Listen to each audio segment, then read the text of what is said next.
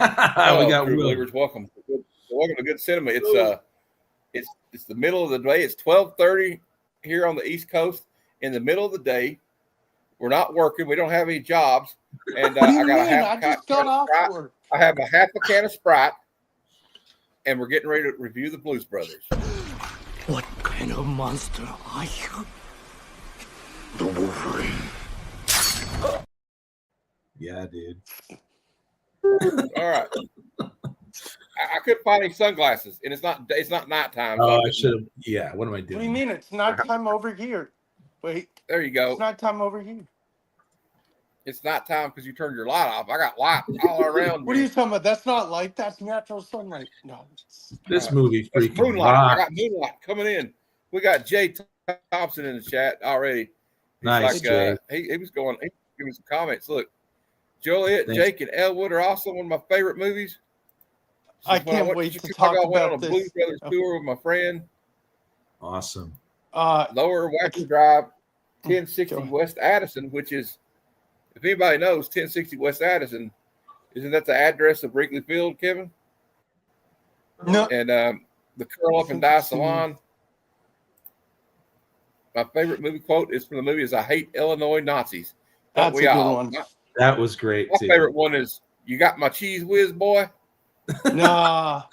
The best one is when they're in the car and they're 40 miles away from Chicago. I love when the car is doing a backflip.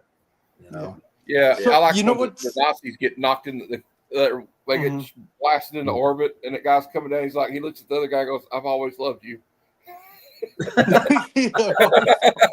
I remember that.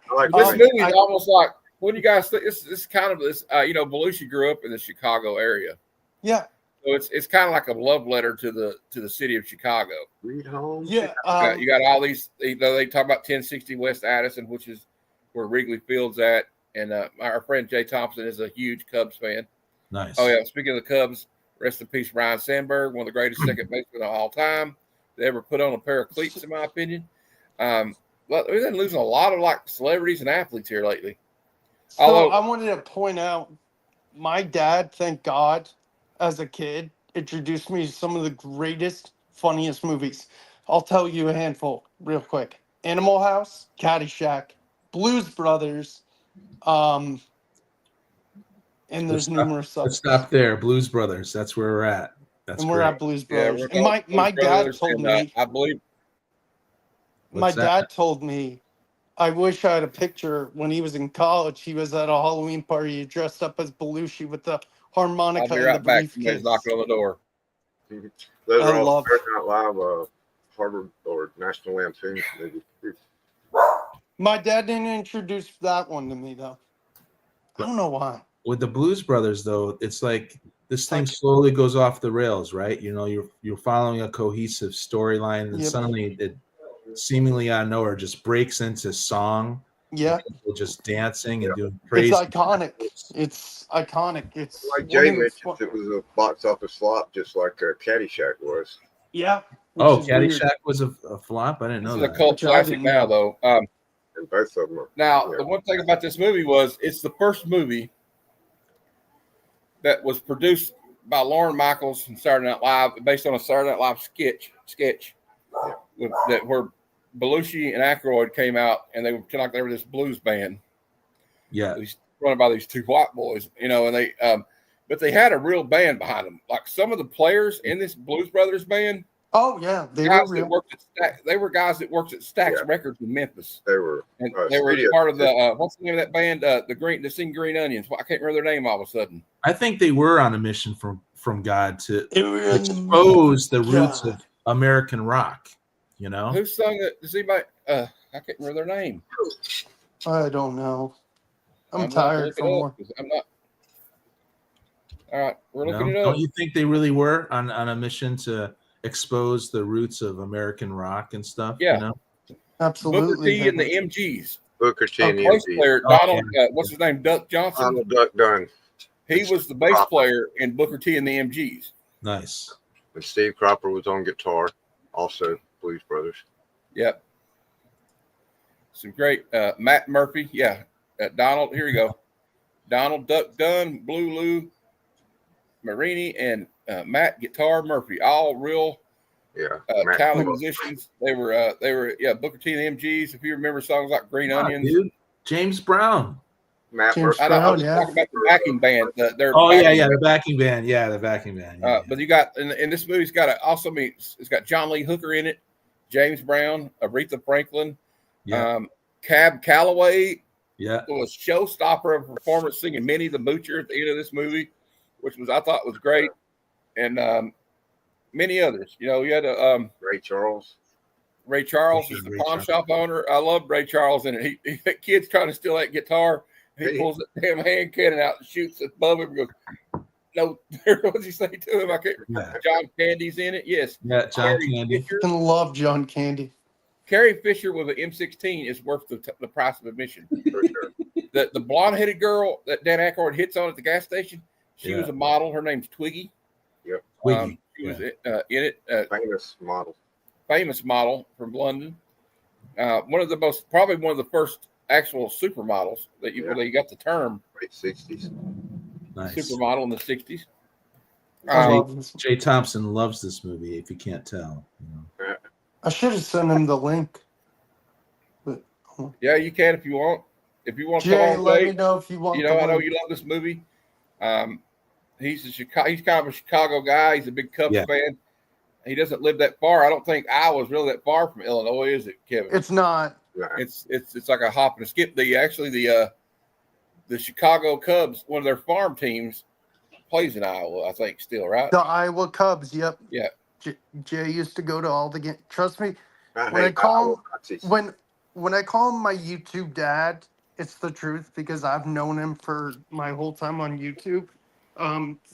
Jay's like a dad to me. I've known him for. Send him the link. He said cool. I did. And then, here we go. Yep, I did. Behind the scenes footage here. There they are with Carrie Fisher, the lovely Carrie Fisher. Yep. I always had a crush on her. Here's John Candy on set. They're getting ready to film where he's the parole officer. What's this one? Here they are in front of where Aretha Franklin's restaurant was at. There's Hey, Aretha. Kevin, can you send it to him? It's acting weird. Thank you. Kevin, we'll send it to you, Jay. It's pulling up Instagram for some reason. I don't know who the other girl is. One of them's Carrie. They're wearing Dan Akroyd and John Belushi's hats and sunglasses.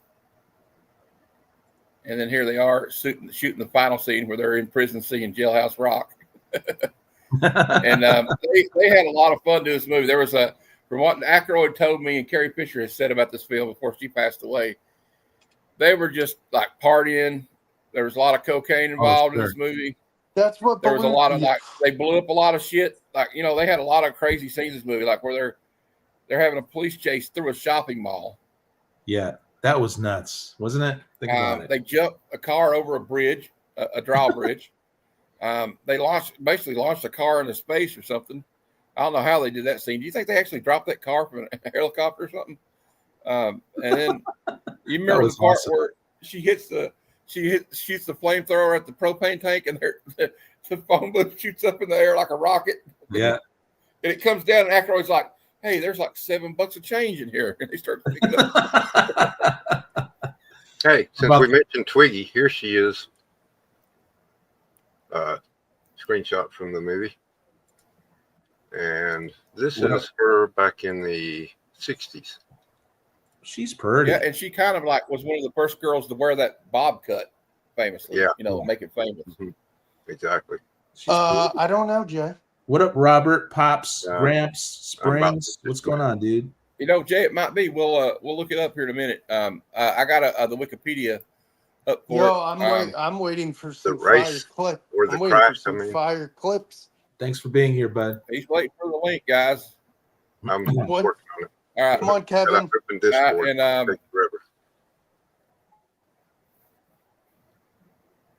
And Who's sending him the link? It don't matter. I am. We'll try. We're trying. I got to open Discord. I'm in copy comes to Discord. You have to overlook me. Yeah, I'm not that great with it either. But this movie, I do have some good clips from this movie. We'll show in a minute. We'll wait for What Jay to watch the trailer. I'm gonna go over I'm gonna go ahead and start with the wiki. you know, You're of gonna course, do the wiki? cast, like we said, is the all-star cast. Yeah, we're gonna do the Wikipedia right here in a minute. There you I'm go. gonna get that out. Jay, it's sent. There he is. There he is. I was buying time for the. Wow, you joined before I shared it. How'd you do that? I What was up, buying Jay? time for Jay to show up. Hi, Dad. All right, now we're going to You go know, over the Wikipedia you of this see- film. What's up, Jay? I Jay in the managed to make house. it work using Will's link. Oh, really? Wow, that's shocking. Yeah, really. Hi. All right. We're going. Incredibly. What are we gonna do? We got another expert on the Blues Brothers with us, Jay Thompson. We're Oh, going to look God, at this. Then we'll watch the trailer. Love this movie. The Blues Brothers. This Blues Brothers is a 1980 American music action comedy film. Would you think maybe it's like the first music action comedy film because it's directed by John Landis, who also directed movies like An American Werewolf in London and The Twilight Zone. Music comedy. Stars John Uh, Belushi as Juliet Jake. no, I wouldn't say it's Dan the Aykroyd first one. Not the first. All right, let me No. talk now. Come on, I'm trying to You asked a question. do this. You asked a question. You said, "Is this the first?" Well, you didn't answer quick enough, so I comedy moved movie? on. No, it's probably if I had to guess, Not the it's first comedy movie, the first comedy action musical. All right. Yeah, possibly. Maybe Dan the Aykroyd as Seven his Hoods brother- with Frank Sinatra.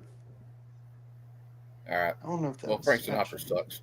Dan Aykroyd as his brother Elwood, characters developed from the recurring musical sketch The Blues Brothers on NBC's variety series Saturday Night Live. The script is set around Chicago, Illinois, where it was filmed, and the screenplay is by Akroyd and John Landis. It features musical numbers by singers James Brown, Cab Calloway, Aretha Franklin, Ray Charles, and John Lee Hooker. It also features non-musical supporting guests like Carrie Fisher and Henry Gibson. The story is a tale of redemption for two paroled convicts, Jake and blood brother Elwood, who set out on a mission from God to prevent the foreclosure of the Roman Catholic orphanage which they were raised in. To do so, they must reunite their old R&B band and organize a performance to earn $5,000 needed to pay the orphanage's property tax. Along the way, they are targeted by a homicidal mystery woman, neo-Nazis, and a That's country right. western band called the Good Old Boys. All while being relentlessly pursued by the police. Universal Pictures, which won the bidding war for the film, was hoping to take advantage of Belushi's popularity in the wake of Saturday Night Live and the film Animal House and the Blues Brothers musical success. It soon found itself unable to control production costs. The start of filming was delayed when Akroyd, who was new to film screenwriting, took 6 months to deliver a long and unconventional script that Landis had to rewrite before production began. They began without a final budget. On location in Chicago, Belushi's partying and drug use caused lengthy and costly delays that, along with the destructive car chases depicted on screen, made the film one of the most expensive comedies ever produced. Yeah. Owing to concerns that the film would fail, its initial bookings were less than half of those similar to films normally received. Released in the United States on June 20th, 1980, it received mostly positive reviews from critics and grossed over $150 million in theaters worldwide before its release on home video. It has become what they call a cult classic over the years. A sequel, Blues Brothers 2000 in 1998, and in 2020, the Blues Brothers were selected for preservation. The Blues Brothers movie was selected for preservation in the United States National Film Registry by the Library of Congress as culturally, historically, and aesthetically significant. Yeah. I never saw the sequel. Don't waste your time. All right, we got. Are we talking 2000? It stars. I said before, it stars Belushi, Akroyd, James Brown, Cab Calloway, Ray Charles, Aretha Franklin, Steve the Colonel Cropper as lead guitarist for the Blues Brothers band, Donald Duck Dunn as their bass player, Murphy Dunn or Matt Murphy. That's who I forgot.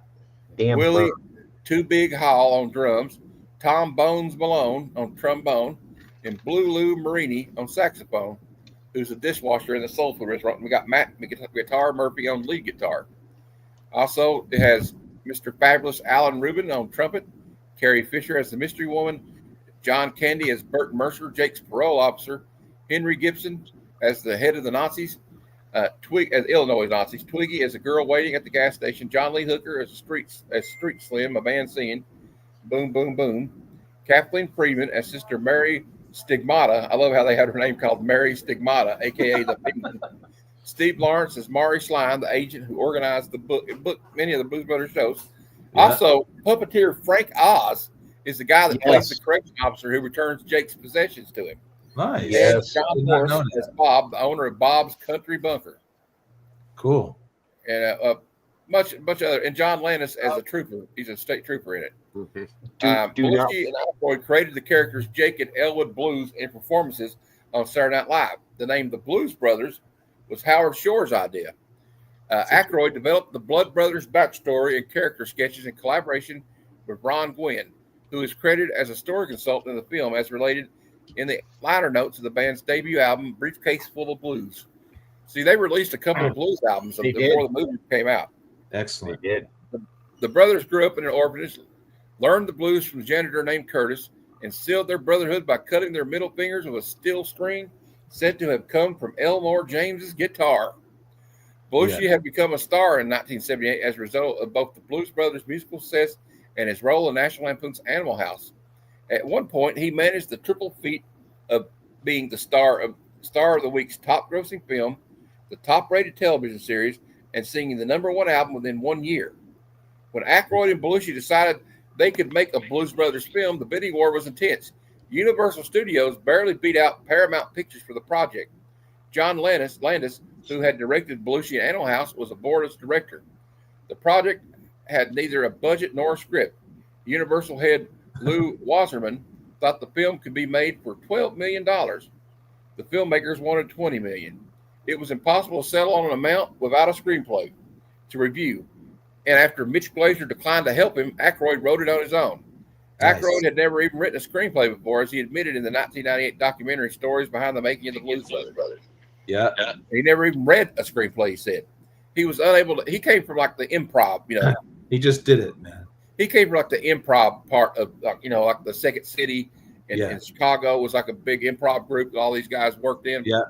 He put together a very detailed volume that explained the characters' origins, how the band members were recruited.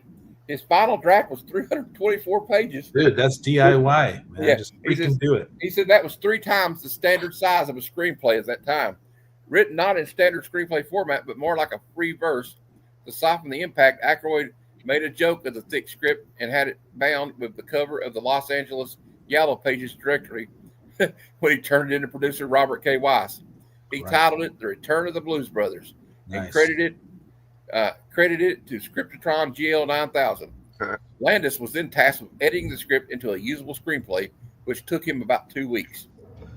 Dang, that's fast. Well, you see, there's a couple halfway famous cast members that didn't get mentioned up in that biography. Uh-oh. Yeah. What? Paul Rubens. Yep. Yeah, Pee-wee was in the movie, and the lead singer of the Good Old Boys. I forget his name. Charles something or other. Yeah, I kind of glazed over it. I'm sorry, there were so many of them. Charles Napier, maybe? Yeah, that sounds right. Yeah, Charles Napier, Tucker McElroy, lead singer and Winnebago driver for the Good Old Boys. Oh, yeah. And Stephen Williams is also a trooper in it. Here's a casting it goes to. It says that Akroyd's demand that soul and R&B stars James Brown, Cab Calloway, Ray Charles, and Aretha Franklin were to be cast as speaking parts to support musical numbers built around them. This later caused friction in the production between Landis and Universal, as its cost far exceeded the original budget. Since none of them, except Charles, had any hits in recent years, the studio wanted Landis to replace them with or add performances by younger acts such as Rose Royce, whose car wash had made them disco stars after its use in the 1976 film of the same name.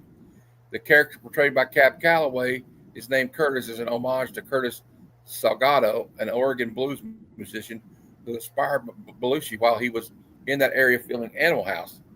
Other musicians in the cast included Big Walter Horton, Pine Top Perkins, and John Lee Hooker, who performs his song Boom Boom during the Maxwell Street scene. The members of the Blues Brothers bands themselves themselves notable. Steve Cropper and Donald Dunn are architects of Stax Record sound. Cropper plays guitar at the start of the Sam and Dave song "Soul Man" that's in the movie, and they were half of the group called Booker T and the MGs. Nice. Horn players Lou Manini, Tom Malone, and Alan Rubin had all played in Blood, Sweat, and Tears, and the house band on Saturday Night Live. Drummer Willie Hall had played in the Bar-Kays, and back Isaac Hayes, and Matt Guitar Murphy was a veteran blues guitarist who played with Memphis Slim and Howlin' Wolf. And Frank Zappa. Cool. As the band developed at Saturday Night Live, pianist Paul Schaefer, who also worked for David Letterman later, was part of the act and cast in the film. But owing to contractual obligations with SNL, he was unable to participate. So actor-musician Murphy Dunn, whose father George Dunn was the Cook County Board President, was hired to take his role. Schaefer did get to play in Blues Brothers 2000. Yeah. Over 500 extras were used for the next to last scene. The blockade of the building at Daly Center, including 200 National Guardsmen, 100 state and city police officers, and 15 horses for the mounted police, and 3 each of Sherman tanks, 3 helicopters, and 3 fire engines. The film has a number of cameo appearances by established celebrities and entertainment industry figures, including Steve Lawrence as the booking agent, Twiggy as the chic lady in a Jaguar convertible whom Elwood propositions at a gas station, Steven Spielberg as the Cook County assessor's clerk, Landis as the state trooper in the mall chase, Joe Walsh as the first prisoner to jump on a table in the final scene. Shaka Khan is a soloist in the Triple Rock Choir. Muppet performer Frank Oz plays a correction officer. It's just one big party. Yeah. Yes. And where the scene where the brothers crash into Toys R Us, the customer who asked for a Miss Piggy doll is played by stunt coordinator Gary McLarty. Singer-songwriter Stephen Bishop is an Illinois state trooper who complains that Jake and Elwood broke his watch as a result of the car chase in the mall. Makeup artist Lane Britton is the old card player who asked Elwood, "Did you get my cheese whiz, boy?" Prior to becoming well known for the character Pee Wee Herman, Paul Robbins had a role as a Chez Paul waiter with one spoken line. We have Dom Perignon 71 at $120. Pee Wee. Principal photography began in July of 79. With the film's budget still not settled for the first month, things ran smoothly on and off set. When Weiss saw the supposedly $17.5 million budget, he reportedly joked, "I think we spent that much already." In the next month, the production began falling behind schedule. Much of the delay was due to Belushi's partying and carousing. When not on set, he went out to his familiar Chicago haunts, such as Wrigley Field and the Old Town Ale House. Yeah, people often recognized him and slipped him some cocaine, a drug he was already using heavily on his own, hoping to use it with him. Every blue-collar Joe wants his John Belushi story, said Smokey Wendell, who was eventually hired to keep it away from the star. As a result of his late nights and drug and alcohol use, Belushi often missed unit calls at the beginning of production day, or went to his trailer after them to sleep, wasting hours of production time. One night, Akroyd found him crashing on a sofa of a nearby house where Belushi had already helped himself to food in the refrigerator. Oh my God! Yep. Straight broke into the house and passed out on the couch. It's just cocaine was already so prevalent on the set, like many other film productions of that era, that Akroyd, who used far less than Belushi, claims a section of the budget was actually set aside for the purchase of cocaine during the night shooting. The stars had a private bar called the Blues Club built on the set for themselves, the crew, the friends. Carrie Fisher, who was Akroyd's girlfriend at the time, said that most of the bar staff doubled as drug dealers, procuring any drug the patrons desired. The movie's original budget was quickly surpassed, and Wasserman grew increasingly frustrated. He was regularly confronted by Ted Tannen, the executive in charge of production for Universal, over cost. Sean Daniel, another studio executive, was not reassured when he came to Chicago and saw the production had set up a special facility for 70 cars to be used in chase sequences. Filming there, which was supposed to have concluded in the middle of September, continued into late October. On the set, Belushi's drug use worsened. Fisher, who herself later struggled with a cocaine addiction, said Landis told her to keep Belushi away from the drug. Whitney was hired to clear any drugs from the places Belushi visited off camera. Nevertheless, at one point, Landis found Belushi with what he described as a mountain of cocaine on his table in his trailer, which led to a tearful confrontation, which Belushi admitted his addiction and feared it would eventually kill him. Yeah. Which it did. Belushi Unbound. Belushi Unbound. After Akroyd and Belushi's wife, Judy Belushi, talked to John, the production returned to Los Angeles. Filming there again ran smoothly until it came time to shoot the final sequence at the Hollywood Palladium. Just beforehand, Belushi fell off a borrowed skateboard and seriously injured his knee, making it unlikely he could shoot the scene, which required him to sing, dance, and do cartwheels. Washington persuaded the city's top orthopedic surgeon to postpone his weak plans long enough to anesthetize Belushi's knee, and then the scene was filmed as intended. Much of the locations the Blues Brothers were shot at around Chicago between July and October 79, including the Joliet Correctional Facility in nearby Joliet, Illinois, and Wakanda, Illinois. Wakanda?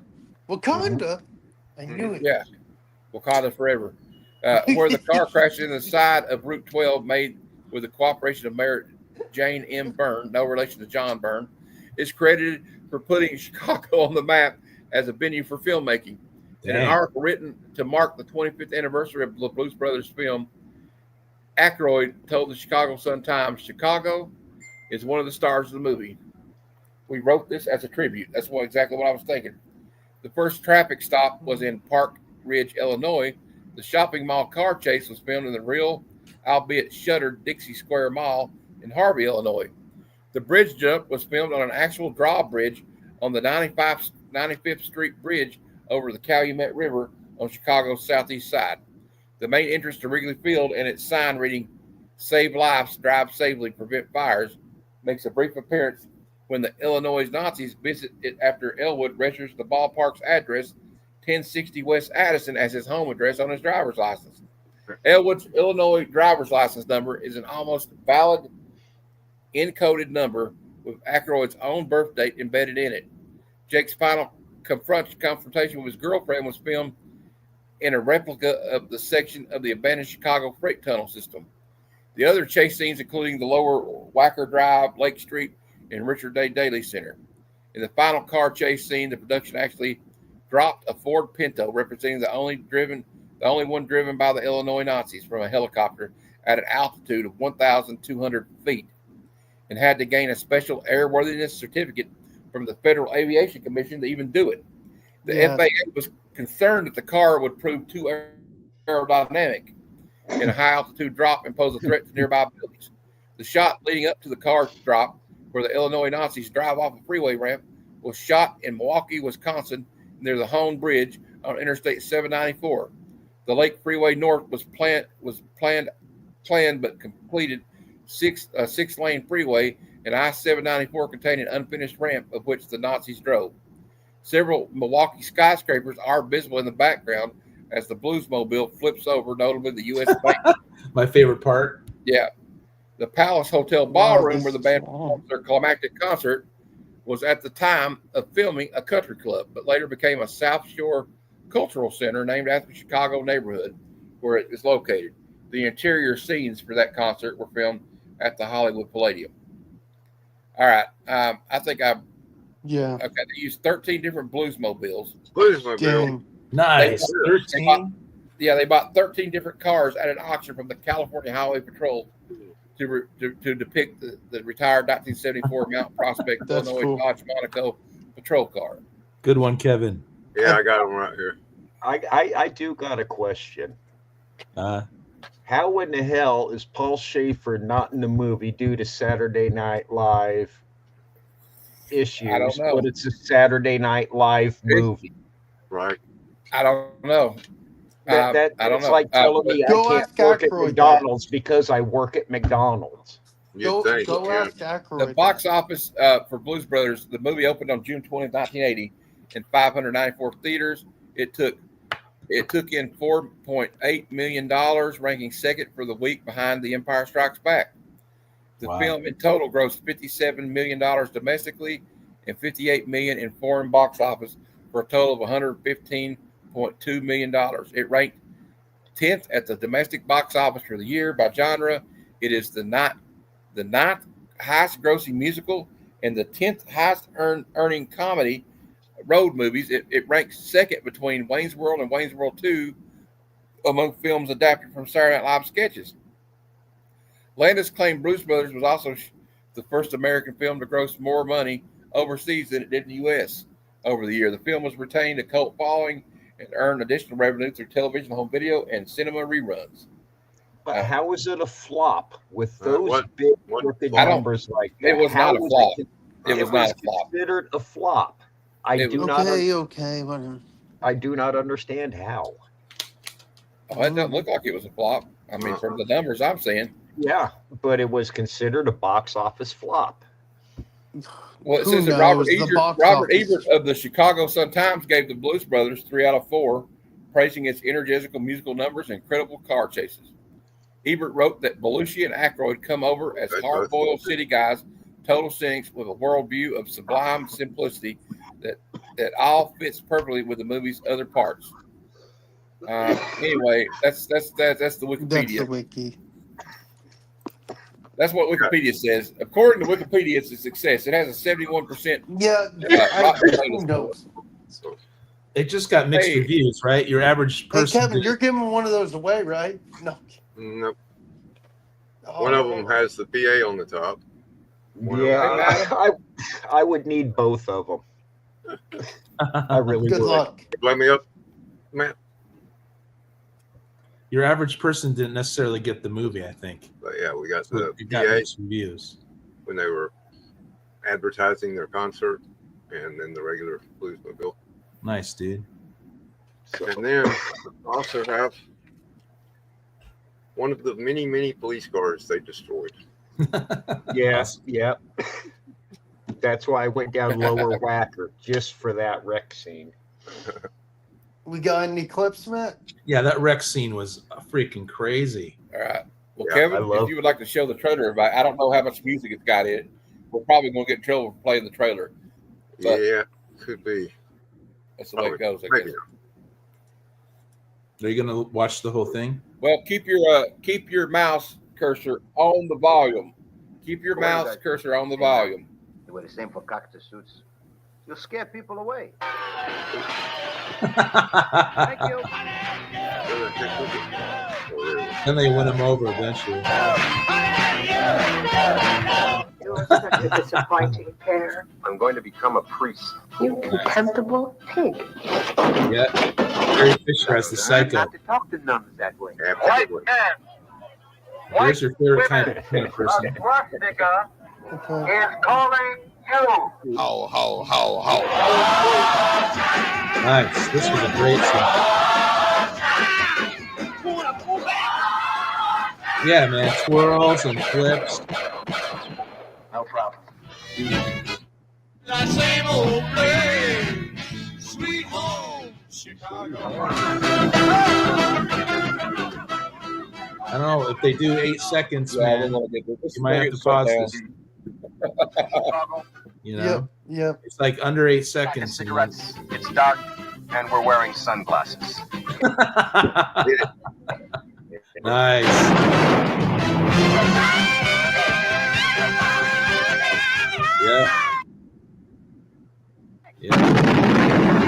Yeah, this is going to get shut down. We're on a mission from God. You Yeah. just tell us where they are. Yeah, we'll get And there'll be no trouble.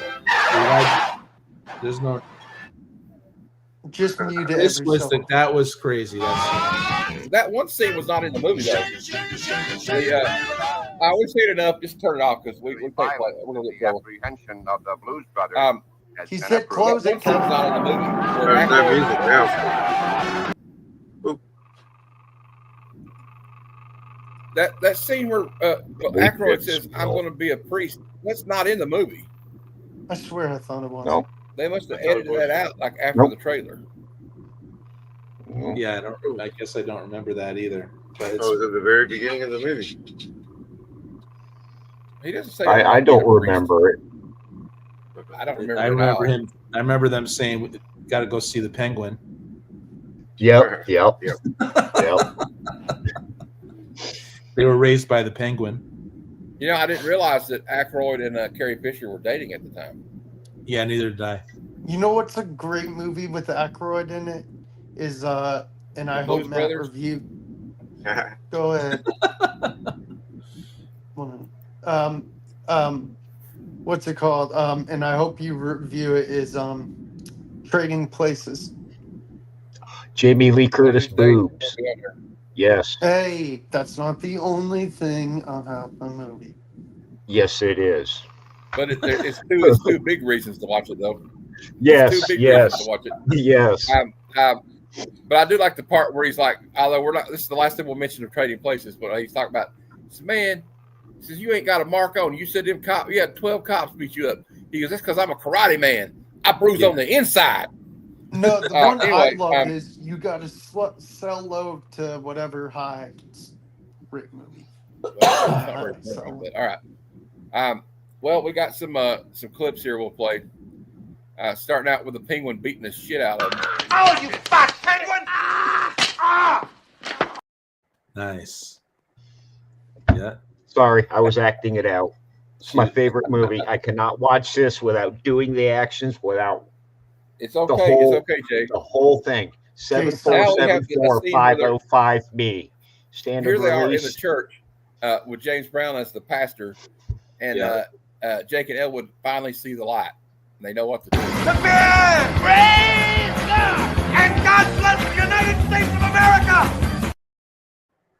And in Blues Brothers You 2000, see the light. James He's Brown just doing it with some hit the feet, you know, church. like, yeah. And that's when the black state trooper guy joins the band and sees the light, just like they Yeah, did in part two. in part two. Here's where they're See the light. so okay, after they find out that the penguin, the orphanage is going to be in trouble, they figure out, he sees the light and says, we're going to have to form a band, right? As everybody knows, I'm pretty sure everybody's seen this movie. I just like explaining a little bit. Then they get pulled over by the Illinois State Police, and Akroyd informs Belushi that, like, look, if they run my number, they're going to impound the car. We can't get caught. And he's like, so they're like, we're not going to get caught. We're on a mission from God, right? Yeah. And then they go through a shopping mall. And I have some clips of them through the shopping mall chasing. Baby clothes. This place has got everything. This place has got everything. The new Chryslers are out early this year. Yes. The new Chryslers are out early. The new Oldsmobiles. Yeah. I think Matt and I need to dress up as the Blues Brothers next Heroes Con. New Oldsmobiles are in early this year. Nice. I'm having trouble here playing clips, but well. What the heck? Why you mute yourself, Matt? I'm not even seeing it. I'm not even seeing it. And here's the one that this is supposed to have been played previously before they got in the mall, but we'll play it now. Right back in the joint. They're not going to catch us. We're on a mission from God. On a mission for God. God. Yeah, explain that to the cops. But that's probably Dan's favorite thing that he says in the movie, I think. Oh yeah, a mission from God. But do you notice though? I have a theory about that. That's why they show him getting shot with a rocket launcher and surviving. Yeah. They get shot into the air in a they really loop are. and they don't die. They're on a mission from God. Yeah. They really are. God's protected them. Yeah. Yeah. It was not just a joke. It's like they actually, you go, well, maybe they are because they get through that They car survived chase. it all. They survived like several assassination attempts from Carrie Fisher. Yeah. Psycho ex-girlfriend. Yeah, like I like her and Jay was mentioning the name of the Curl Up and Die was the name of her beauty salon. Carrie Fisher. Play on words. Yep. Carrie Fisher wouldn't date anyone when she was Princess Leia. Yep.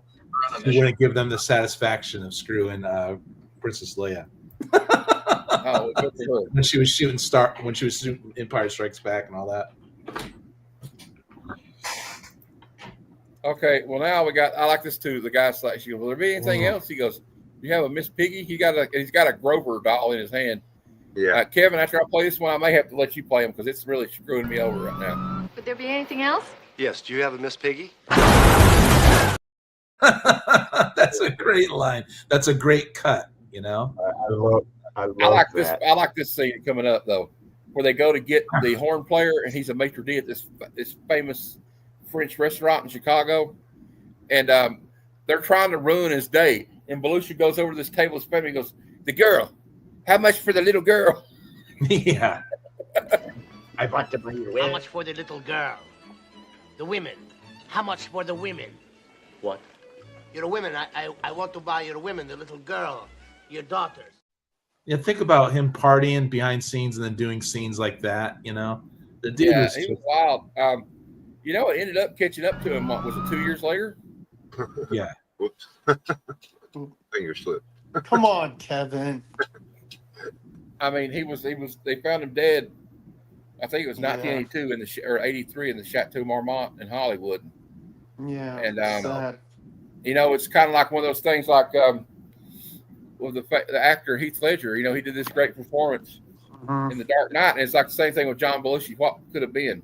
What would he have been doing? What movies would he have made with Akroyd and maybe Bill Murray and Chevy Chase later on? Yeah. And John Candy. It's just a shame. Yeah. Same thing with John Candy. Yep. John Candy was why didn't Bobcat Goldthwait and Sam Kinison ever team up? You know, that would have been a great awesome.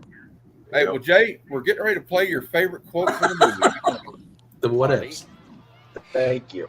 Illinois Nazis. I hate Illinois Nazis.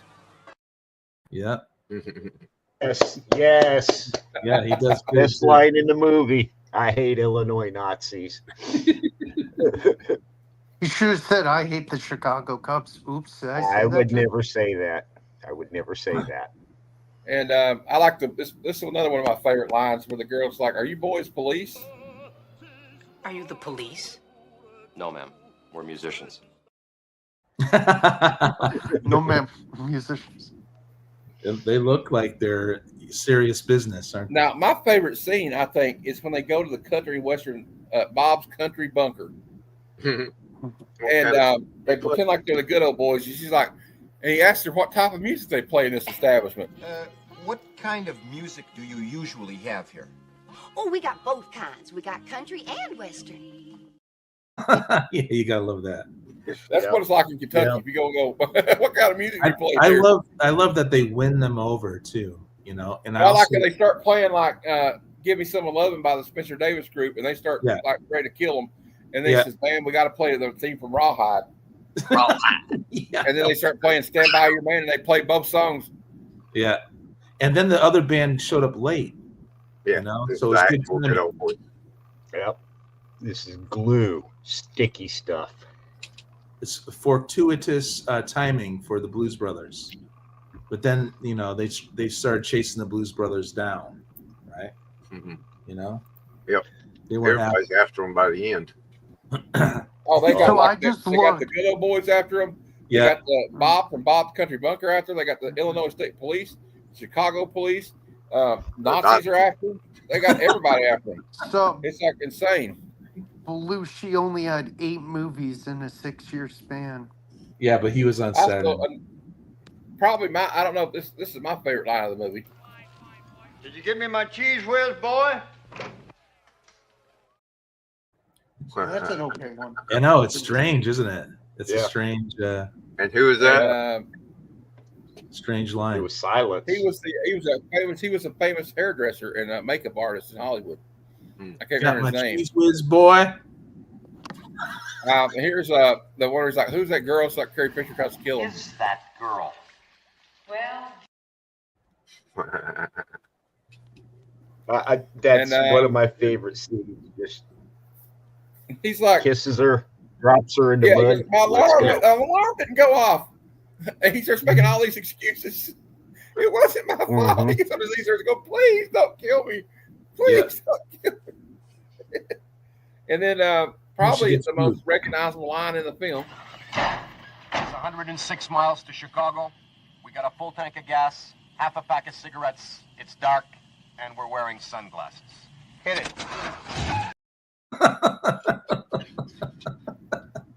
And I had to play this one just to make fun of the Illinois Nazis again. I've always loved you.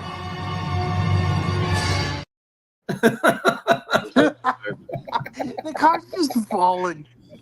It's like falling from like I said, they dropped it from like 1,200 feet. I mean, and they actually got away with this. Like I believe Akroyd in the documentary about this movie was like, I don't know how we got away with some of the stuff we did in this movie. We were like, it was like a very punk rock type of thing. Yeah. You know, they just got away with all kinds of crazy shit. Let's play it one more time. I've always loved you. That dude turned to him like, what? He's like, bro, what did you say? I'll be right back. I got to go do something real quick. Okay. All right, Jay. All right, while he's gone, don't listen to him. Blues Brothers 2000 is definitely worth watching. I mean, I enjoyed it. It was just kind of a good nostalgia trip. It's not as good as the first one. The sequels rarely are. I mean, this is John Goodman's a great actor, even though he's no Belushi. He's his own Blues brother. He's Blues' cousin, actually. Yeah.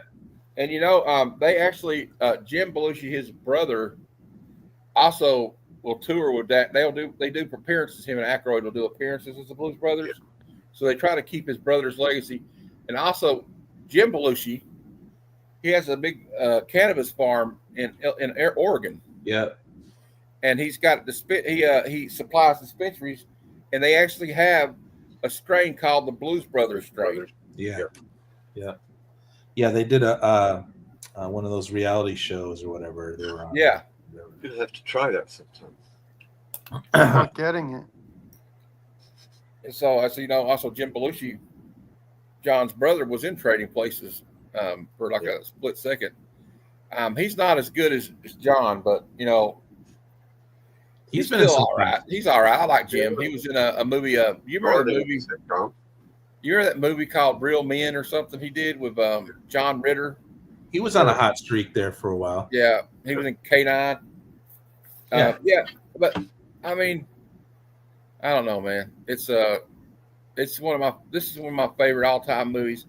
This is like you know how you have like you're on a rainy or snowy day, and you have comfort food. You'll have this movie is like comfort food.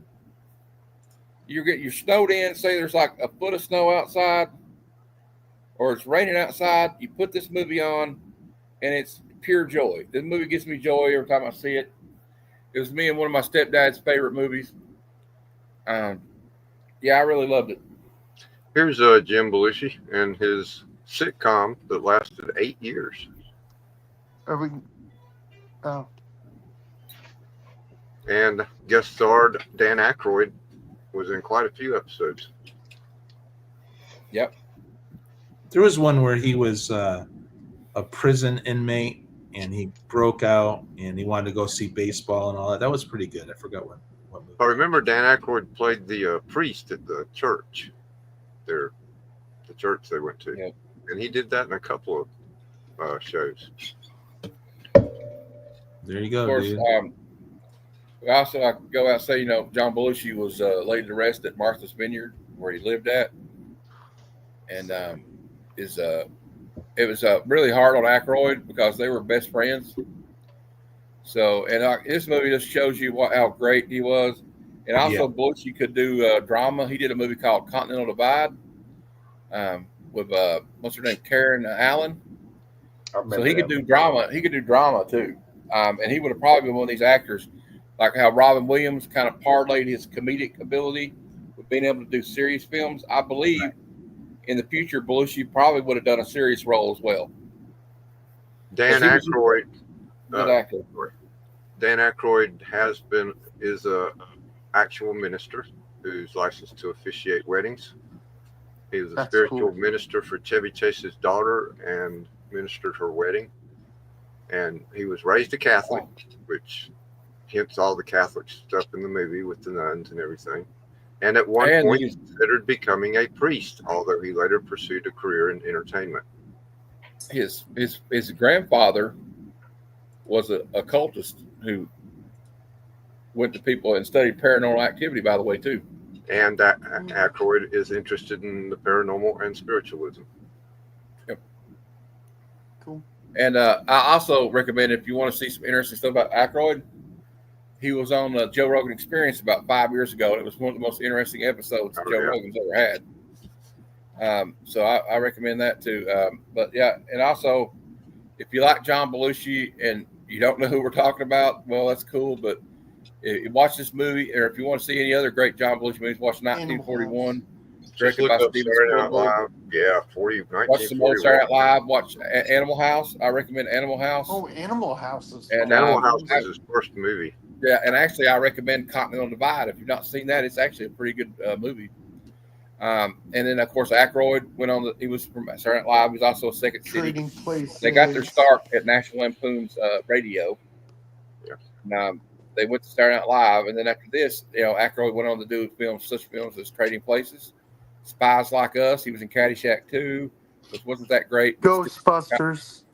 He was also, most famously Ghostbusters, and The Great Outdoors, starring John Candy, was a great movie. I forgot he was in Indiana Jones, The Temple of Doom. Was he? He was Art Weber. Cameo. Probably. He was in a lot of shit. And of course- Coneheads is a stupid fun movie. I like Coneheads. I liked it. It's stupid fun. Also, he's in Dragnet with Tom Hanks. I thought was funny. Look at what else he's been in. Ghostbusters 2. He's been in the most recent Ghostbusters. Yeah, he was. He's in all the Ghostbusters, I think. He's least been pretty much cameo all of in them. the most recent ones. I'm trying to see. Even if it was a cameo, even in the one where the girls were the Ghostbusters, I think he had a cameo in it. Yeah. But he's voiced some video game characters. Yep. He's done a lot. Well, his characters in video games. But... Yeah, I agree. I agree there, Cicada. Yep. Matter of fact, we're going to play it again. Back in the joint. They're not going to catch us. We're on a mission from God.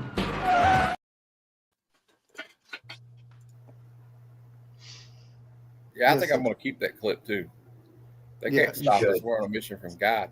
You should. I have a different Yeah.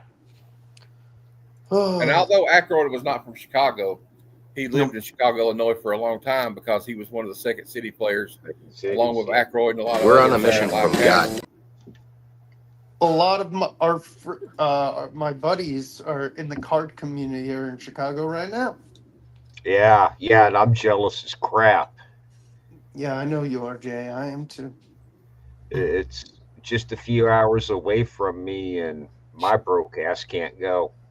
I can't either, Jay. What up, Cicada? Thanks for being here, dude.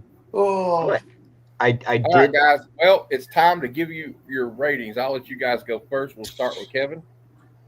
Oh man, Thumbs Right. up or whatever. It's one of my top 10 favorite movies of all time. Well, that says it all right there. Yeah. Aaron, what do you Yeah, say, bro? two thumbs up. Great music, great comedy, weird scenes, stuff that doesn't make sense. It loses its logic. I freaking love it. The car crash pile up, the car flipping. It's just Can we play that "I Love You" clip one more time for Aaron? I will after we get through. Jay, what do you say? I on a scale of 1 to 10, I gave it a 460-12. Y'all must see this shit 460. before you What the die. hell number is that? Sounds like a Kevin I number. agree, Jay. It's Will. a lot of thumbs, Will, is what it is. It's a lot of thumbs. Will, what do you say? Like I said in the beginning, my dad introduced me to Caddyshack, this old school when I was a kid. Man, this movie never gets old. It's funny Never. all the way through. And it's so quotable. 2 thumbs up. Phenomenal movie. I agree. And I'll close out by saying this. If I had 10 hands, I would give it 10 thumbs up. Right. great soundtrack, great cast, great cameo appearances. It's got some great legendary blues and R&B musicians in it. It's just a fun thrill ride from beginning to end. It's just like it doesn't let up. There's always something funny going on. Yeah, there's no it stall. reminds me a lot of like Ghostbusters. There's a lot of like memorable. There's so many memorable lines in this movie. You just can't get enough of it. Like, you know, what kind of music do you play here? We play both kinds, country and western. We're on a mission from God. Yeah, you know, dude. it's 2 o'clock in the morning. We're, you know, at night, Everyone whatever, knows we're wearing sunglasses. Hit it, all that stuff. And just for we'll play this again. I've always loved you.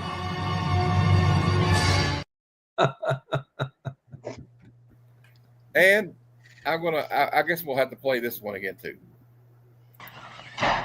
It's 106 miles to Chicago. We got a full tank of gas, half a pack of cigarettes. It's dark, and we're wearing sunglasses. Hit it. Yeah, and shout out to Dan Akroyd for freaking working on that script, you know, and never doing it before. Just freaking banging it out, you know. Hey, George.